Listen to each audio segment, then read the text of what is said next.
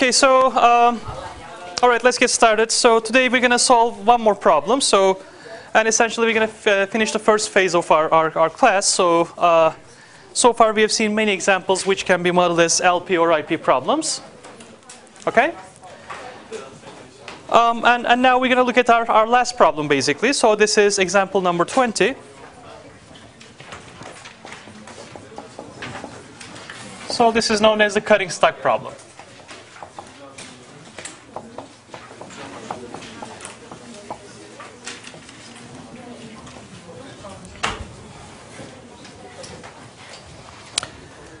Now here's the sort of description of the problem. So suppose that a paper company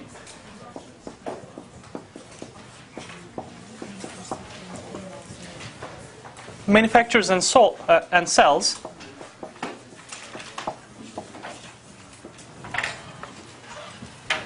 rolls of paper of fixed width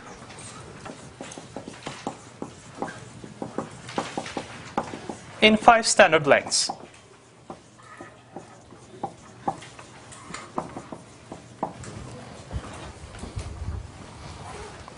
So the width of the paper is fixed, but the length of the paper may change. And suppose that there are 5 of them, and they are given as follows. So it can be 5 meters, 8 meters, 12, 15,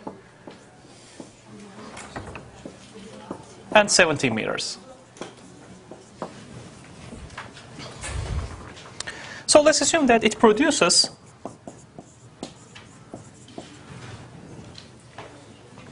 25-meter long rolls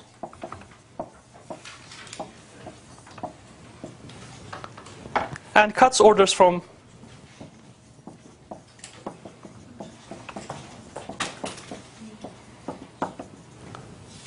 its stock of this size.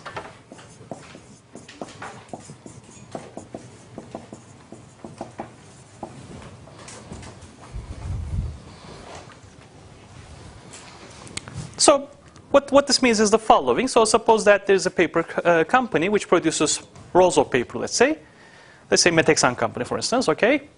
So what they do is the sort of width of the paper is fixed, and the length of the paper initially they produce, which is 25 meters long. Okay? And then their demand actually comes in 5 different varieties or 5 different types. So there's demand for 5-meter long rolls, 8-meter long rolls, 12 meter, 15 meters, and 17-meter long rolls. So what they do is, this is what they produce, and they cut their orders from such products. Okay. So suppose that we have the following demand. So here's the length of the paper, again in meters. So there's 5-meter long, 8, 12, 15, and 17. And then we have the following demand information. Let's say 40 for the first one, 35 for the second one, 30, 25, and 20. Okay? And the question is the following. So what is the minimum number of rolls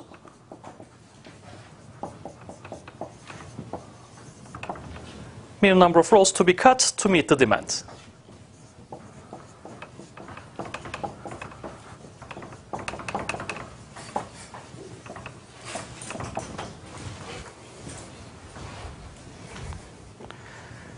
So once again, let me try to explain the problem. So suppose that there's a paper company which manufactures rolls of paper, and we assume that the width of the paper is fixed.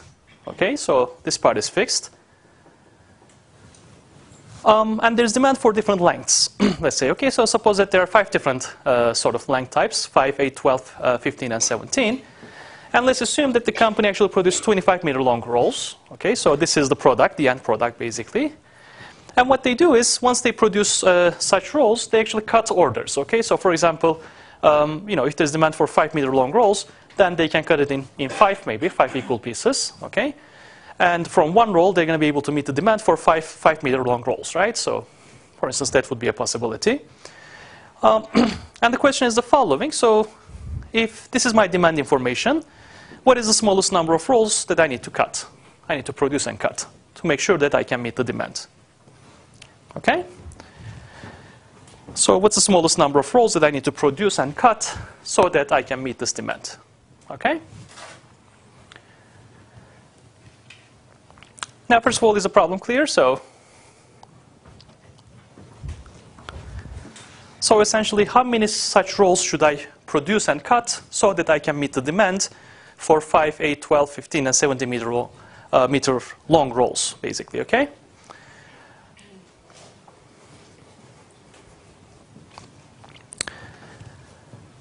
Now, what are our decision variables here? So what can we control?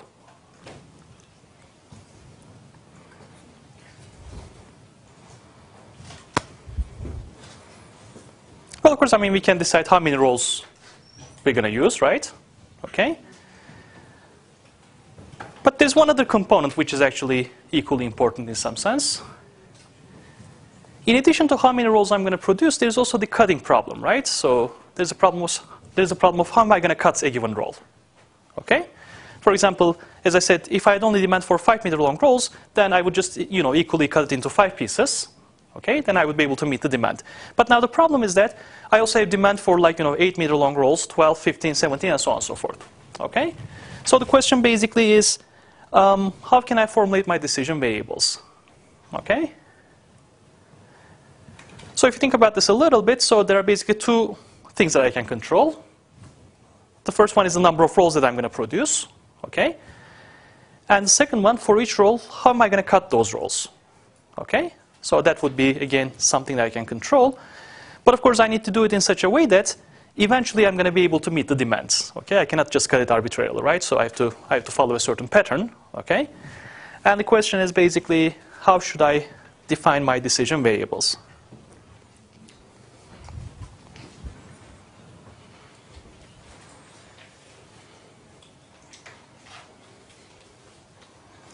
So let me ask you the question in the following way. So if I have a demand for, let's say, 17 meter long roll, for instance, okay, then what can I do?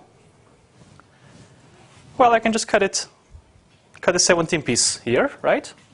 And I can meet the demand from that. Okay. However, in this situation, so for example, the remaining part is 8 meters long, right? I can use the remaining part to meet the demand for 8 meters as well. Okay. Or if I like, I can actually cut it into smaller piece, and meet the demand for 5 meter long rolls, then of course this part will be thrown away, right? Okay? So as a result, there are different cutting patterns that I can use. Okay? So the question basically is, how can I define my decision variables in light of this observation? Yes? Can it be like xij cutting to length I in the j roll? Okay. Length I here is like 5 8.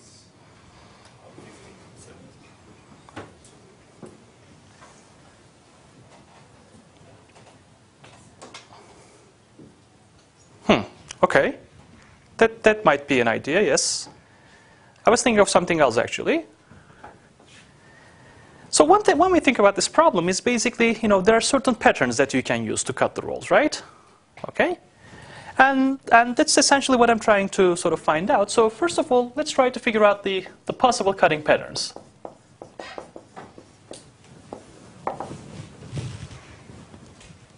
So the question basically is the following. So if I produce 25 meter long rolls, in how many different ways can I cut them?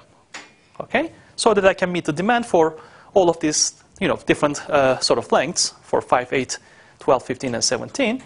And I'm going to start with the first one. So the first approach is the following. So it's something we already discussed. So I can first cut it into, I can first cut out a 70 meter long roll. Okay. And then the remaining part would be exactly 8 meters long. So basically, if I use this pattern, then from one roll, I'm going to be able to meet the demand for one of this and one of this as well. Okay? Now, is this the only cutting pattern I can come up with? Obviously not, right? So there are other ones as well.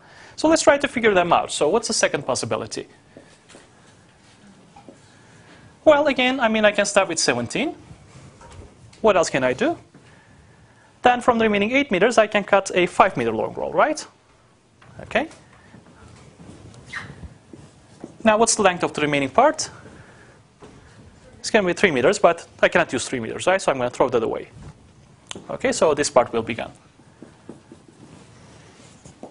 Any other possibilities?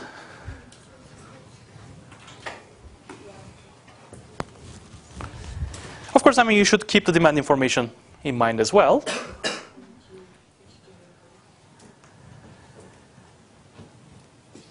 So, well, I mean, let's try to do it in a systematic way so that we don't miss out anything. So, any other possibilities with 17? No, right? So this is pretty much it. So this is these are the only 2 ways that I can produce 17-meter long rolls, right? Okay. So now I'm going to look at the next highest length, which is 15. So let's start with the combinations with 15.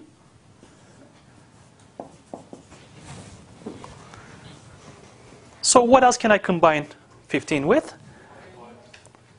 I can combine it with 5. I can combine it with 8.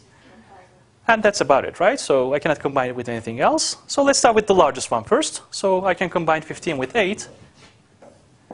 And then again, 2 meters will be wasted. Or I can combine 15 with 5. And then another 5 as well, right? So in this case, I'll be able to actually obtain 2 pieces which are 5 meters long. Any other combination with 15? No, right? So that's about it. So now let me look at the next largest one. So let me start with 12.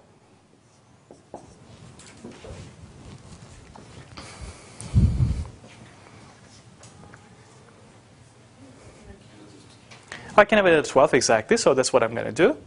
So that's the first possibility. Then 1 meter will be thrown away. Anything else with 12?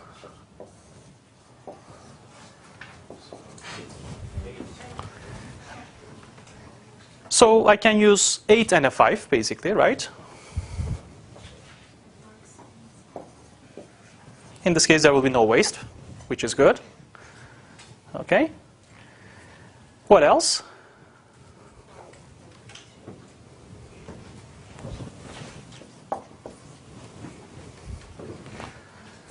Anything else with 12 that I can use? 12, 5, 5, exactly. So that would be another option.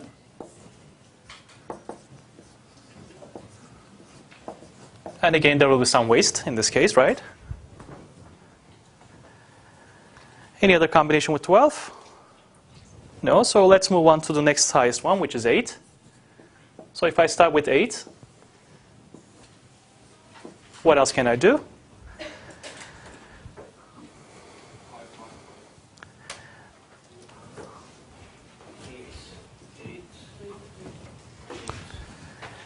So, of course, I mean, if I start with 8, that means that the length of the remaining part is 17, so I can use 17, right? But that will be exactly the same as this one, right? So that's why I don't need to sort of care about that. So I'm looking at different cutting patterns that I can come up with. So I can have 8, 8, 8, exactly, so that would be one option again. And then 1 meter will be wasted. Anything else with 8?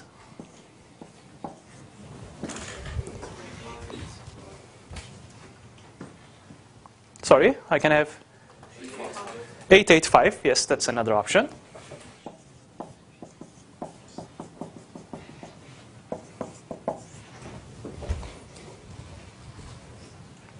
What else?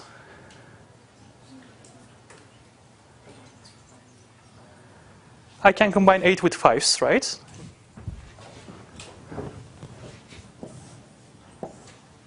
So how many 5s will I have? I can have 3 5s exactly, so I'll have 5, 5, and another 5. Again, there will be some waste. Any other possibilities with 8? So I think that's about it, right? What else do I have? All 5s, exactly. So that will be the other option. Okay.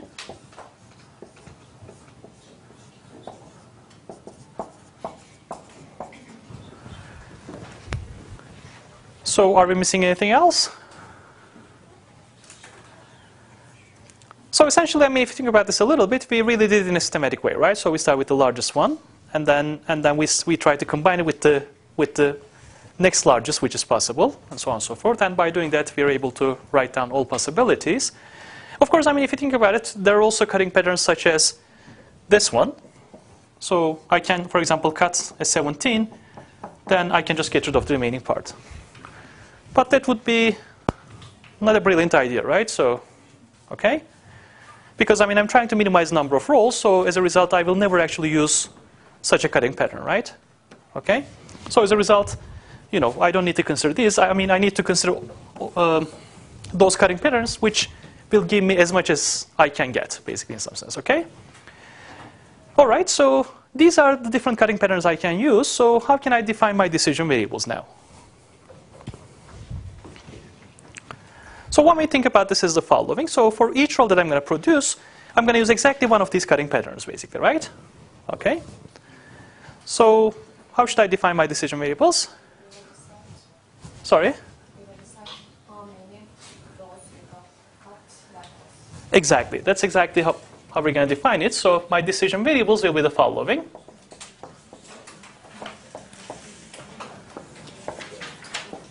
So I'm going to denote it by xj. So xj will be the number of rolls that will be cut, that will be produced and cut using cutting pattern j.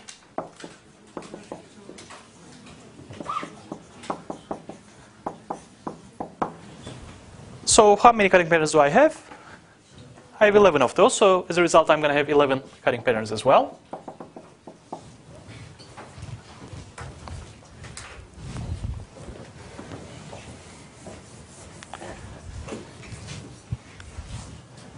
All right, so how can I construct my model?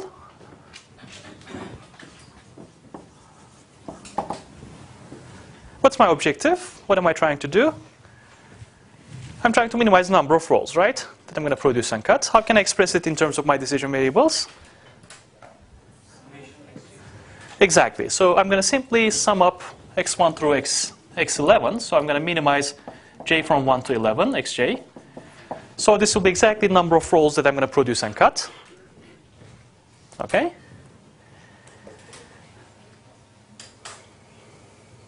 Now, what are my constraints?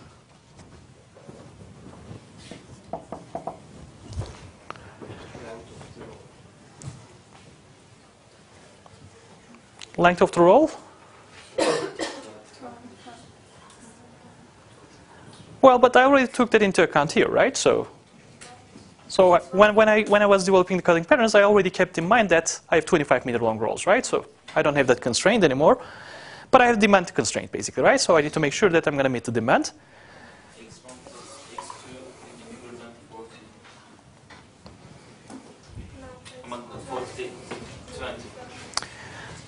I just need to meet the demand, basically, right? So I need to make sure that the number of, for example, 5-meter rolls that I'm going to produce should be at least 40. Okay? So how can I write it as a constraint? Well, let me start with this one, okay, with 5. So the demand for 5 can be met from the second pattern, from the fourth one, sixth one, 7, 9, 10, and 11, right? Okay? So I need to figure out how many 5-meter rolls I'm going to produce based on my decision variables, okay? So essentially, for example, if I use 10, if I cut 10 rolls using this pattern, then that will give me 10 5s, basically, right? Okay? So basically, from the second pattern, I'm going to have this many 5-meter rolls. Okay? Now, each roll cut with respect to pattern 4 actually gives me 2 5s, basically. Okay? So as a result, I'm going to have 2 times x5. Okay? Thank you.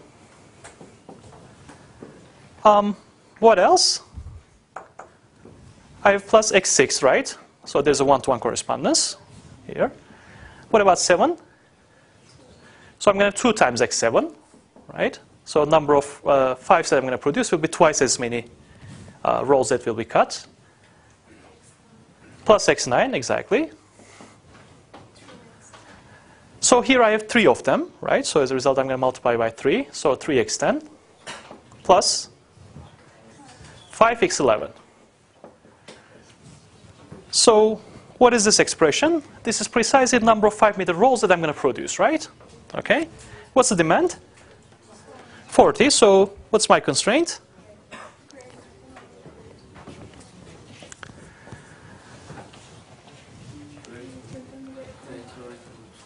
So why is it not equal to, exactly? So we should have greater than or equal to, because the reason is the following.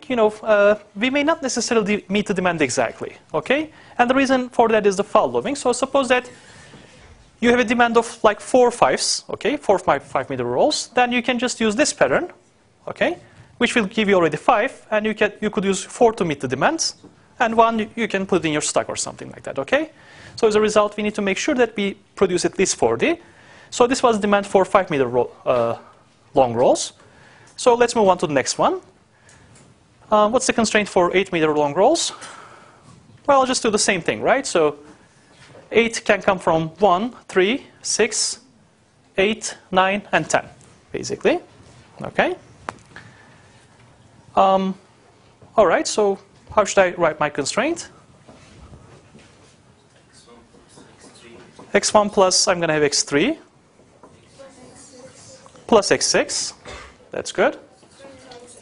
Plus 3 times x8 plus 2 times x9 plus x10. So this is total number of 8-meter rolls that I'm going to produce. And I need to make sure that this is at least 35. Okay? Any questions so far? All right, so what's the next one? I need to meet demand for 12-meter long rolls. So 12 meters can come from 5, 6, and 7. Okay? What's the corresponding constraint for 12? So I'm going to have 2 times x5, right?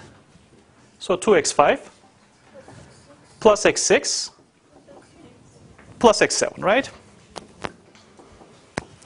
And this should be at least as much as the demand for 12, which is 30. So now I'm going to move on to 15s. So 15s can come from 3, 4, and that's about it, I think. Right? What's the corresponding constraint? x3 plus x4 is going to be at least 25, right? That's the demand. And finally, for 17, what's the constraint? Exactly. So x1 plus x2 is greater than or equal to 20.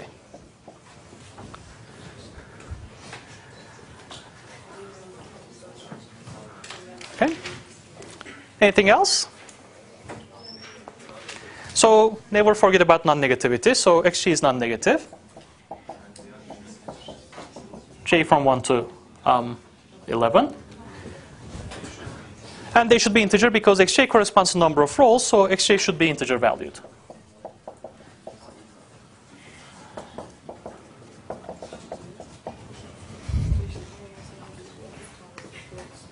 Okay? So as a result, I mean, if you solve this problem, then you'll be able to figure out the minimum number of rolls that you need to produce and cut to meet the demand. Okay? So this problem has a special name. It's called the cutting stock problem because you essentially, meet your demand by cutting your stock. Okay? So whatever your stock is, in this case, your stock is rolls of paper. So by using different cutting patterns, then you can come up with, you can meet the demand in different ways, or by using different cutting patterns. So as a result, the variables we define are, how many rolls am I going to cut using pattern number 1, pattern number 2, 3, and so on and so forth. And then based on that, we have our model. We minimize the number of rolls that we're going to cut. This is demand information. One thing that you should pay attention to here is the following. So sometimes there are certain coefficients which are different from 1, basically.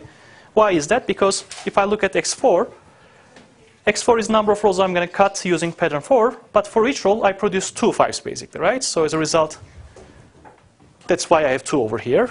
That's why I have 3 over here in 10. And that's why I have 5 over here in 11. Okay? So by solving this problem, we can figure out how many rolls I'm going to cut and what's the minimum of rolls that I need to produce and cut, basically. Okay? Yes? by changing decision variable solve this problem again? I mean, if we write binary for the decision variable, it's going to give again the same model, but we can change the decision variable as, for example, if we are going to use this pattern or not. Okay. Let's say we define xi. Mm-hmm. That is, we use the I pattern. Okay. Then, for example, to produce 17 meter long one, we can say x1 times 1 times 17 and so on. Again, it's going to give the same model, but well, there's one problem with what you're suggesting. So you're saying that we should define binary variables that tell me whether or not I'm going to use a particular pattern, right? Now, in my formulation, so for example, the problem is the following: I can use cutting pattern 6 more than once, basically. Okay. So I can, for instance, cut 3 rows using cutting pattern 6. Okay. So that's why I'm counting the number of times that I'm going to use this pattern. Okay. It's not really a yes/no kind of decision. It's a question of how many am I going to use. Okay. And in my formulation, I'm also allowing xj to be 0, for instance, as well, because xj's are non-negative. So my formulation allows me not to use, for example, a particular cutting pattern. For example, maybe cutting pattern 5 will never be used, for instance. Okay. So as a result, unlike the previous problem, this is not a yes/no type of decision. This is a question of how many I'm going to use. Okay. That was one question. Yes. What if we have not 5 different lengths, but we have 25 or 30? How would be cutting patterns for all these? That's an excellent question. I'm going to talk about it in a minute. Any other questions? There was somebody else? Okay. So the question, which is a very nice question, is the following. So, in this problem, our rolls are 25 meters long, right? And suppose that without changing this information, okay, so I still have the same lengths. Suppose that my company actually produces 100 meter long rolls, okay? Well, then what's the complication? So what will change in my problem? Well, I'm going to have a lot of cutting patterns, basically, right? Okay. Maybe instead of 11, I'm going to have 1,000 different cutting patterns, okay? And similarly, for example, if I have demand for more products, okay, or more different lengths, then again the cutting patterns will get complicated. Okay? Even in this small example, I have a total of 11 different cutting patterns, right? Okay? So the question basically is the following. So if you give me a problem in which there are too many cutting patterns, okay, what am I going to do? Okay? So first of all, let me tell you that that's not really the topic of this course, okay? However, I'm going to tell you this much. This is basically, if you take an elective course in optimization, in mathematical programming, that's where you're going to discuss this. But here is the idea. So what you're going to do is the following. So you're going to start with a small set of cutting patterns. Let's say instead of writing down all 11, you're going to start with, let's say, the first 4 or 5 or something like that. Okay? And then what you're going to do is you're going to try to solve the problem only using these patterns. Okay? So you're going to assume that rather than having all patterns available, I'm going to restrict myself to using the first 4 or 5 or something like that. Okay? And then what you do is you're now solving a restricted problem, right? So you're actually putting extra restrictions to yourself. Okay? So you're not using all the available options. Okay? However, in the second part of this course, there are ways to actually tell you that maybe the solution that you found with only 5 patterns can already be optimal for this problem. Okay? In other words, basically, if you solve this problem, for instance, maybe, pattern 6, 7, 8, 9, 10, and 11 will not be used at all in the optimal solution. Okay? And there are ways of detecting that. There are ways of actually finding that out. So essentially what we do is the following. We start with a small number of cutting patterns. Okay? We solve the problem with those small number of cutting patterns, and we check whether the solution we find is optimal for the original problem as well. Okay? So I'm not going to tell you how we do it, but you can do it. Okay? And in the second part of the course, you'll have some idea about how we can do it. And then that will also tell you whether the solution you find is already optimal or not. Okay? If it's not optimal, you can use that problem to generate a cutting pattern as well. Okay? what do I mean by generating a cutting pattern? So basically, for example, if you say that I'm going to use only the first 5 patterns, and if that solution is not optimal for this problem, then that means that you have to use something else from this list, right? So you have to use something else that you haven't considered yet. And there are ways of determining which one you should use as well, okay? So as a result, essentially, this is a classical problem, and the way you solve it is you add cutting patterns one by one. Rather than putting all cutting patterns together, you actually add them one by one until you find the optimal solution, okay? And again, I'm not going to give you too much detail about this, but if you're interested, then I think IE-411 would be the course to take. And there's also a course on large-scale optimization as well. So these are the kinds of topics that you're going to discuss, okay? But not in this course. So there are ways of dealing with that is the short answer, okay? Other questions? So let me just briefly continue my remarks. So I'm going to give you some idea about how this can be done. Okay, so we're going to look at problems of the following sort. So suppose that I give you a problem, okay, and then, for example, I'm going to add one more constraint to my problem, okay, or I'm going to add one more variable to my problem. And the question is, so how can we solve the new problem, okay? And that kind of information, actually, you're going to be able to figure out by the end of this course, okay? And by using that information, you can say, I'm going to start with a small problem, and I'm going to expand my problem slowly, so to speak, okay? So rather than, as I said, putting all the cutting patterns in my problem, I'm going to do it one by one, but I'm going to do it in a clever way, in some sense, okay? This is kind of like the following example. So suppose that, there's a problem for which there are too many solutions, too many possible solutions. So first of all, you just figure out, or you just sort of select a small subset of solutions. You only sort of consider those solutions. And your optimal solution may already be in that set. Okay? And if the optimal solution is already in that set, then you're done. Okay? If you're not done, if the optimal solution is not in that small set, then you have to add one more to your solution set. Okay? And in optimization, there are ways of doing this in a smart way. Okay? So you slightly expand your sort of search space or your feasible solutions. And eventually, there's a certain point where you expand your solution set in such a way that you already cover the optimal solution as well. Okay?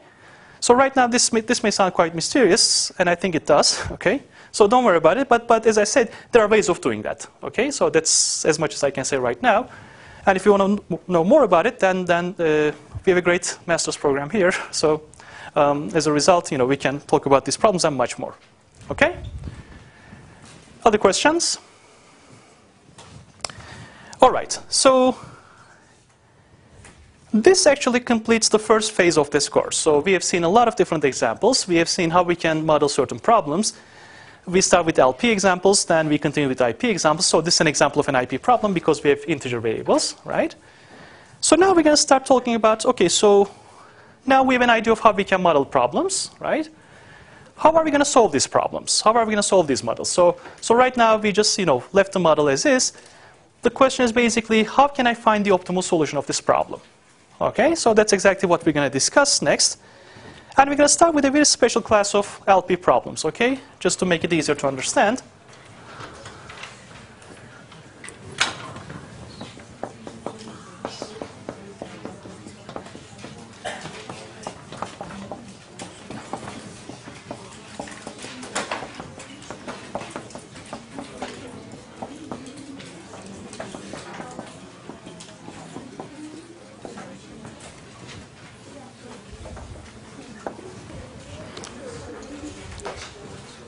So as I said, we're going to start with a sort of very specific class of LP problems. So we're going to start looking at LP problems in which there are only 2 decision variables. Okay? And I'm going to explain why we're going to do it in a minute. But for now, we're going to assume that our LP problem has only 2 decision variables. Okay? For example, this one has actually 11 decision variables, right? So as a result, we're actually restricting ourselves to a very small subset of LP problems. But this will give us certain insights. Okay? So this will give us certain understanding of what LP problems and their optimal solutions look like. And I will try to illustrate the idea on an example. So suppose that we have the following LP problem. I'm maximizing, let's say, x1 plus 3x2, subject to x1 plus x2 is less than or equal to 7. minus 1 over 2x1 plus x2 is less than or equal to 4, then x1 is less than or equal to 4, then x1 is non-negative and x2 is non-negative. So from now on, I'm going to assume that somebody already gave us the model, so I'm not going to give you the story behind it, okay?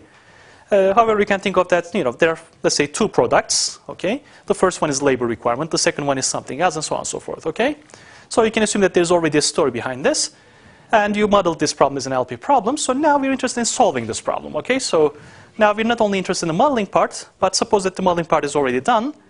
So the question is, how can we solve such a problem, okay? As I said, there are two decision variables, right? x1 and x2. Now, the reason why we start with two variables is that because we can draw graphs using only two variables, right? So we can use x1 and x2 as our sort of decision axes, basically, okay? So as a result, we can actually graphically see what the problem looks like, and from that description, we can see what the optimal solution should look like, okay? Now, to do that, first of all, remember the idea is the following. So these constraints right here, they define my feasible region, right? They define my space of solutions, basically, okay? So, for example, certain values of x1 and x2 satisfy all of these conditions, okay? And when we think about this problem is the following. Among all values of x1 and x2 that satisfy all of these restrictions, I would like to pick one which will make this as large as possible, right? So, in other words, in my set of feasible solutions, I'm looking for the best one, and the best one I'm actually measuring by using my objective function, right? That's the idea, basically. And think of these as my restrictions. So they put certain restrictions on x1 and x2. So for example, x1 and x2 cannot take arbitrary values, but they have to actually obey certain restrictions. So first of all, to understand this problem, we're going to try to figure out, what kind of a space do these constraints define, okay? So in other words, can I draw this sort of set of solutions, x1 and x2, that satisfy all of these conditions at the same time? Okay? And if I can do that, maybe I'll have some sort of further information about the problem as well. Okay? So as a result, the first question is the following. Can I somehow visualize the set of values of x1 and x2 such that they satisfy all of these conditions? Okay? For instance, it's not too hard to see that if I set x1 equals 0 and x2 equals 0, then all the values are satisfied, right? All the constraints are satisfied. If you just plug in 0, 0, then all the left-hand sides will be 0, and they're non-negative. So as a result, that will be a feasible solution for my problem, right? Is that the best solution? I don't know. Okay, maybe there are better solutions, but at least there is one feasible solution. Okay, so my question now is the following. So how can I figure out the other feasible solutions? Okay, or how can I determine which solutions are feasible for my problem? Okay. And that's where this two-variable part comes into the picture. So here's what I'm going to do.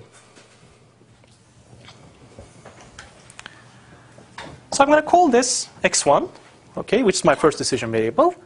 And I'm going to call this axis x2. Okay?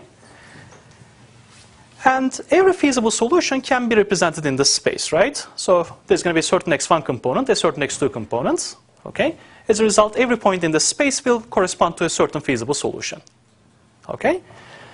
Now my question is the following. Basically, in this space, in this x1, x2 space, which solutions or which values satisfy all of these relations at the same time? Okay? So let me start with the easy ones, for instance. So what does this constraint imply? x1 is non-negative. What does this mean? Well, that means that in my solutions, the x1 component should have a non-negative value, right? Okay. Now, which region does this constraint define? Well, basically everything to the right of this axis, basically, right? So x1 greater than or equal to 0 means that my points should lie to the right of this vertical axis. Does everybody see that? Why is that? Because if I pick a point right here, then the x1 component will be negative, basically, right? Okay? In other words, x1 component is non-negative if and only if my points are either on this line or to the right of it. Does everybody see that? What about x2 non-negative? Well, that means that x2 component should be non-negative, so everything will be either on or above this horizontal line. Okay? So as a result, my feasible solutions should already satisfy these two conditions, which means that they have to be both to the right-hand side of this sort of vertical axis, and they should be above the horizontal axis at the same time. So what does at the same time mean? Well, I should take their intersection basically, right? So I should satisfy both of them at the same time. So I should be to the right of this vertical axis, and I should be above this horizontal axis. So which region does that define? This is just the first quadrant basically, right? Okay, so all the variables actually should come from this region. Okay, in other words, I know that if you give me a solution such as this one, this cannot be feasible for my problem. Does everybody see that? All right, so as a result, at least we know that x1 non-negative and x2 non-negative define actually this quarter of my plane, basically, right? Now let me start with the other constraints. So what kind of a region does this constraint define? x1 plus x2 is less than or equal to 7.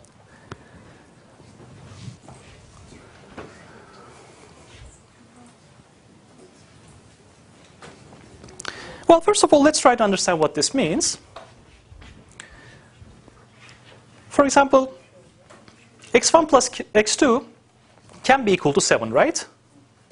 With respect to this constraint. And instead of inequality, if I hit equality here, x1 plus x2 equals 7, what does that look like? What does it define? It defines a line, right? So let me start by drawing that line. So what does the line x1 plus x2 equals 7 look like in my graph? So it's going to go through 7 here, and it's going to go through 7 here as well. So it's going to be a line that looks like this one, right? So this is the line that satisfies x1 plus x2 is equal to 7. Okay? So if I had an equality constraint, then this would define my feasible region, basically, right?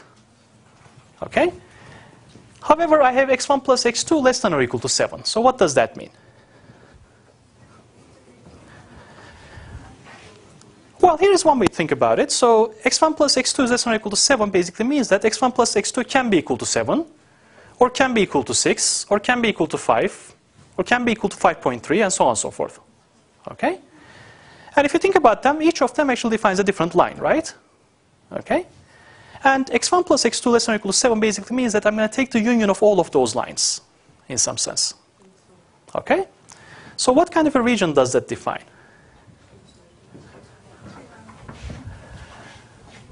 Well, basically, if you think about it a little bit, so for example, if I look at this line right here, okay? Let's say this one is 3 and this one is 3 as well. So x1 plus x2 equals 3. Everything on this line also satisfies this inequality, basically, right? Why? Because x1 plus x2 is equal to 3, and 3 is less than or equal to 7. Okay? And similarly, if I, for example, draw another line such as this one, maybe this is x1 plus x2 is equal to minus 1. Okay? Then everything on this line still satisfies this constraint. Okay? So how can I generalize this?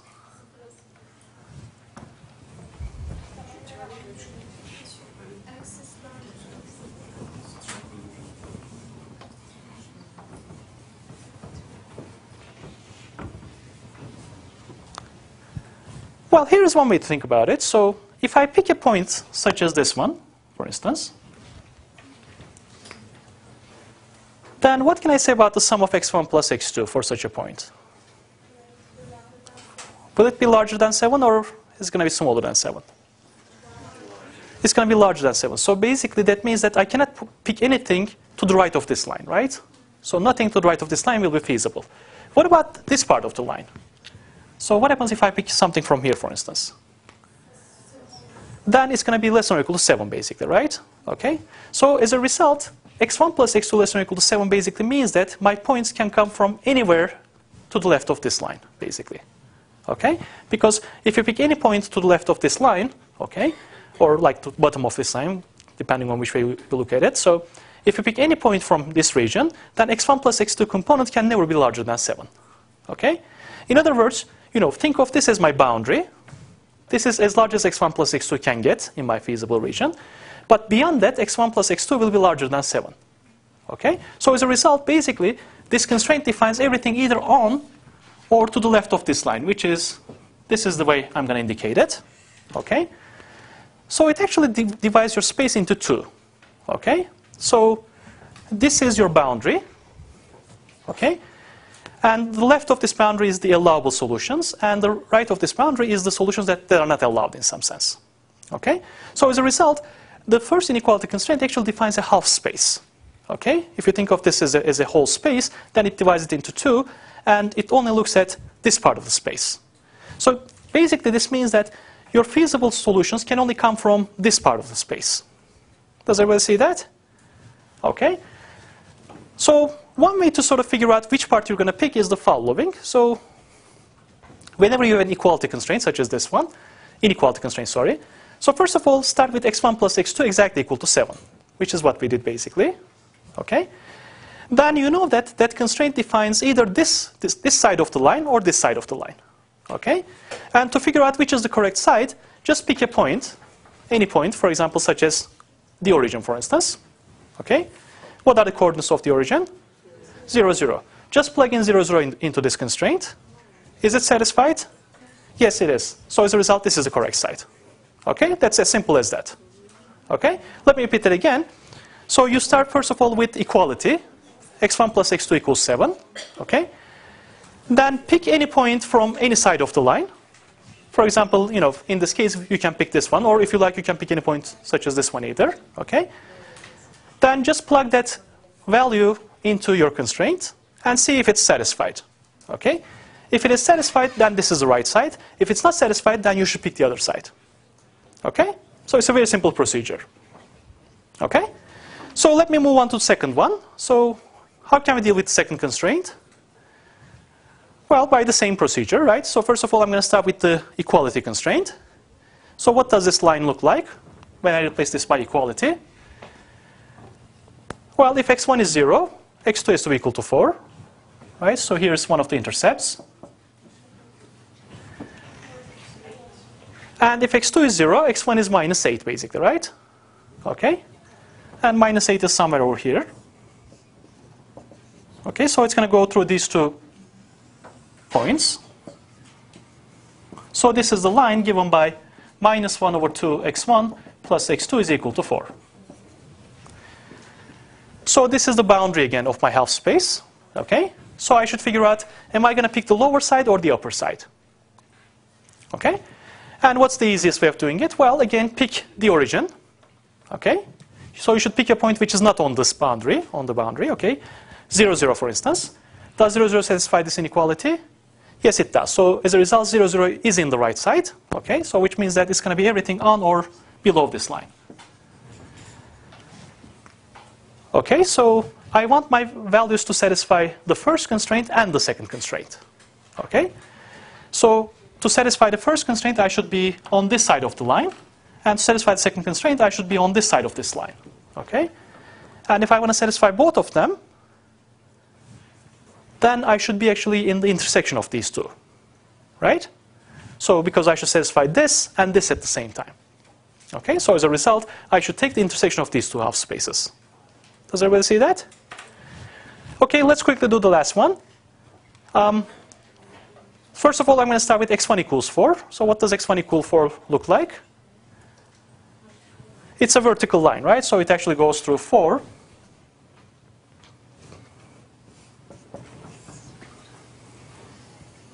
So this is the line that corresponds to x2 equals 4. Sorry, x1 equals 4. Now that defines my boundary again. So should I pick the left side or the right side? Left. Why should I pick the left side? Once again, so if you plug in 0, 0, does 0, 0 satisfy this inequality? Yes, it does. So as a result, this is the correct side. So now this is the third region. Okay? So I should satisfy the first constraint, the second constraint, and the third constraint at the same time. So what does that mean? I should satisfy all of these restrictions, basically. So which means that I should satisfy all of these three regions. So I should take the intersection of all three regions. Okay? Finally, so what's the region defined by x1 is non-negative? So we already talked about that. So everything should be on this side of the half space. So basically, I mean, essentially it's pretty much the same. Think of x1 equals 0. But x1 equals 0 is just the x2 excess. Okay? So should I pick the right side or the left side? Right side, obviously. So as a result, I'm going to pick this side. And finally, x2 is non-negative. So first of all, I'm going to start with x2 equals 0. But x2 equals 0 is just the x1 excess. Okay? And I should pick either this side or this side.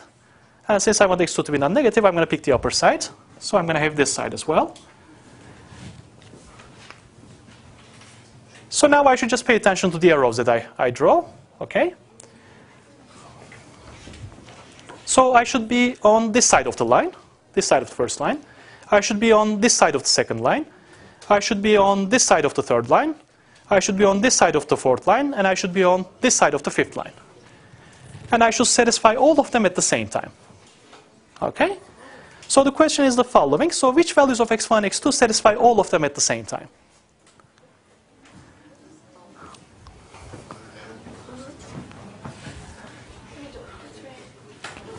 Well, if you think about this a little bit, it's not too hard to see that basically all the values of x1 and x2 that lies in the shaded region will satisfy all of the conditions. Okay? So essentially what I'm doing is the following. Each constraint defines a half space. Okay? And since I have 5 constraints, I'm going to have 5 half spaces. Okay? And what I'm doing is I'm taking the intersection of all of these half spaces. Okay? And if I do that, then this is the set that I obtain. Okay? All the values in this region will satisfy all of these constraints at the same time. Okay?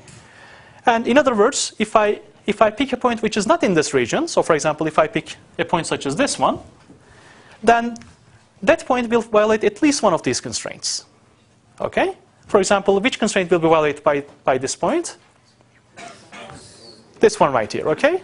So as a result, essentially what I'm doing is I'm looking at which points satisfy all of them at the same time, and that corresponds to taking the intersection of all of these half spaces. Okay? So as a result, now I know what my feasible region looks like. Okay? So the values of x1 and x2, the values x1 and x2 can take should necessarily come from this set. Okay? Any questions? Let's take a break, we'll continue.